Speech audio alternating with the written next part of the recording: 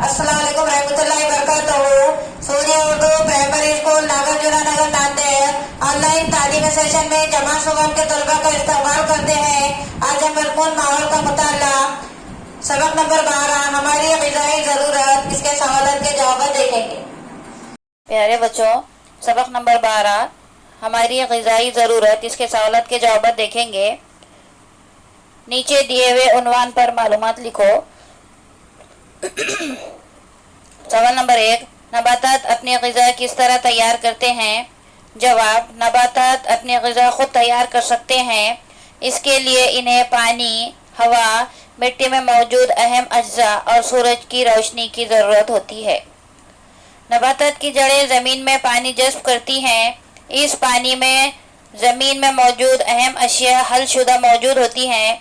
ये पानी तने से होता हुआ पत्तों तक पहुंचता है।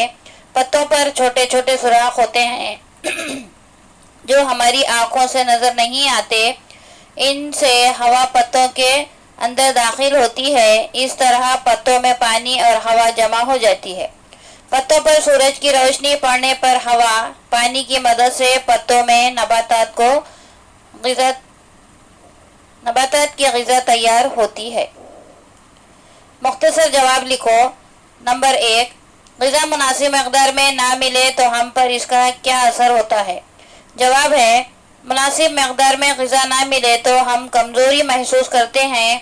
हमें जोश और वलवला महसूस नहीं होता। ऐसे वक्त खूब भूख लगती है। कुछ खा लेने पर हमें बेहतर महसूस होता है। नंबर 2 है, जंगली जानवर इंसानों की बस्ती में क्यों आते हैं? जवाब, आमतौर पर जंगली जानवर जंगल में ही शिकार करते हैं। ऐसे जंगली जानवर इंसानों की बस्ती में आकर शिकार नहीं करते, लेकिन कभी कभी वो फाका कशी से गुजरते हैं, तब वो इंसानों की बस्ती में आने की हिम्मत करते हैं। ऐसे वक्त में वो गोठे में मौजूद मवेशी मारकर खाते हैं। सवाल नंबर 3, इंसानों की बस्ती में आकर गीदड़ गाय का शिकार क्यों नहीं करता? जवाब है, गीदड़ अक्सर इंसानों की बस्ती में आने की हिम्मत करता है, लेकिन इसके जिस्म में शेर जैसी ताकत नहीं होती। इसे बड़े मवेशी मारना मुश्किल होता है, इसलिए वो गाय का शिकार करने के बजाय छोटे शिकार जैसे मुर्गियां उठाकर ले जाता है। उसके बाद जदवल मुकम्मिल करो। नीचे दी हुई जदवल के हैवानात नबातात के कौन से हिस्से खाकर अपना पेट भरते हैं लिखो।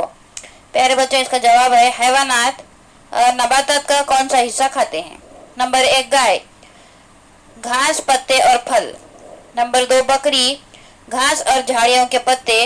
नंबर 3, तितली, फूलों में मौजूद रस। नंबर 4, लार्वा, दरख्तों के पत्ते। नंबर 5, मच्छर, पौधों में मौजूद रस। नंबर 6, भेड़ें, घास और झाड़ियों के पत्ते। प्यारे बच्चों, इस वीडियो को ज्यादा से ज्यादा देखें, लाइक करें, शेयर करें, सब्सक्राइब करें। इंशाल्लाह आइंदा वीडियो में मुलाकात होगी। खुदा हाफिज।